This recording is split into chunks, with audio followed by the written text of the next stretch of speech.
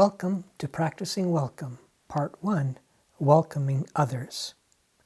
I want to begin this exploration of practicing welcome with my own story of my interaction with the person of the innkeeper in the parable of the Good Samaritan. When I was taking spiritual direction training, before I had begun here at the Hermitage, in one session with my instructor, he asked me what biblical image came to mind of myself as providing spiritual direction. And the image that came very quickly and kind of surprised me and puzzled me, but I went with it and I said, the innkeeper in the parable of the Good Samaritan. He was also kind of surprised by that. He had never heard anyone reference the innkeeper, such an insignificant character in this parable, and it surprised me as well. So he invited me to explore what that image might look like and mean for me. And as this was shortly or before coming to the Hermitage, it was not surprising that an innkeeper image might become part of my self-identity, as that's very much the role that I have here at the Hermitage. And as I explored more the topic of the innkeeper and that his role was to welcome others, and I eventually kind of embellished or provided further of my own context to that story and realized that the innkeeper welcomed every character in that story. The priest, the Levite, the injured man, and the Samaritan as well. And they each were very different people and brought very different things. And so that image and that story has sustained me and keeps feeding and nourishing me in my work here at the Hermitage. And it felt like something worthwhile to share with you and then to explore together with you what practicing welcome and welcoming others might look like through the character of the innkeeper in the parable of the Good Samaritan. I want to focus a bit more on the different guests who are welcomed to the inn in my embellished Good Samaritan story. First, let's look at the priest. He strikes me as an angry, self-righteous priest, very demanding and entitled, and deeply offended by the sight of the injured man. The priest needs rules and recognition, and he blames the injured man for being robbed and for disrupting his peaceful walk. The priest always carries a dagger with him. Next, we turn to the Levite. I see him as being ashamed for not helping the injured man and uncertain about what he should have done. He lacks self-confidence and is filled with anxiety.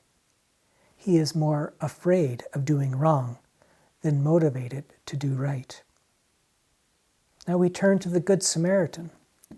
I perceive him to be an overworking, overachieving justice warrior. He is trying to save the world, and stopping to help an injured man was just part of this. He notices and feels all the needs around him and is convinced it all rests on him to do. He is exhausted, but he wishes he could do more. And finally, the wounded man. I see him as disenfranchised and discouraged. He is confused about why this happened to him and why things like this always seem to happen to him. Was it something he did wrong? He has few resources, either internal or external, to take care of himself, but hates being dependent on others. The Hermitage is guided by a set of 10 core community values and practices. The third one of these reads, "The Hermitage extends hospitality, receiving all who come as if they were Jesus Christ, but by providing a quiet, calm, and nurturing environment. Silence, space for rest, and simple nutritious meals are the hallmarks of our service. This practice of receiving all who come as if they were Jesus Christ is borrowed from the rule of Benedict, which has governed many monasteries since the 6th century.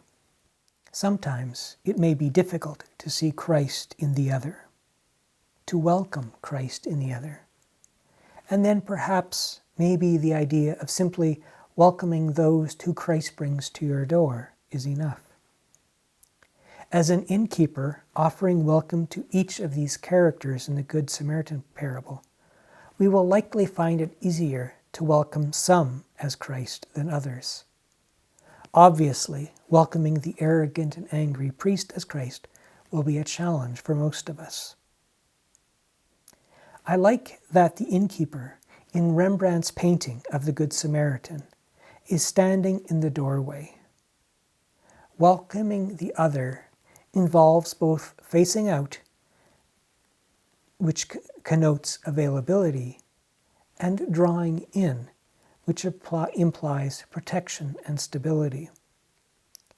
Our welcome barely exists if we do not face out with an invitation of welcome. This became evident to me in my work here at the Hermitage. I had developed a welcome center outside the Hermitage office. This was the place I wanted arriving guests to come to be greeted and find information and resources about where they'd be staying and needed for their retreat. As well as intentioned as this place was, it was behind a nondescript door with nothing indicating that people should enter there, except for a small piece of paper taped to the door. Recognizing this welcome was not facing out, I created a large welcome sign mounted outside next to the door, and have just recently had a sidewalk poured leading up to the door. Practicing welcome is not just about providing a welcoming face, but it is also about offering something that you are welcoming the other person into. This requires a deep self-awareness of why you are offering welcome and what you hope the other will receive in your welcome.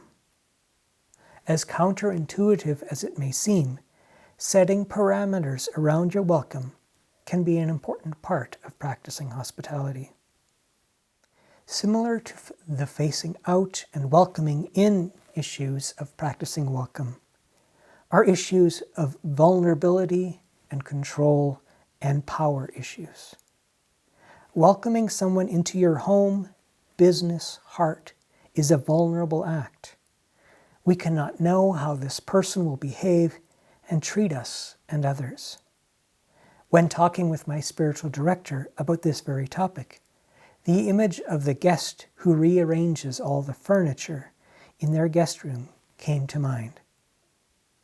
While this is mostly annoying and unusual, there comes a feeling with it of deep violation.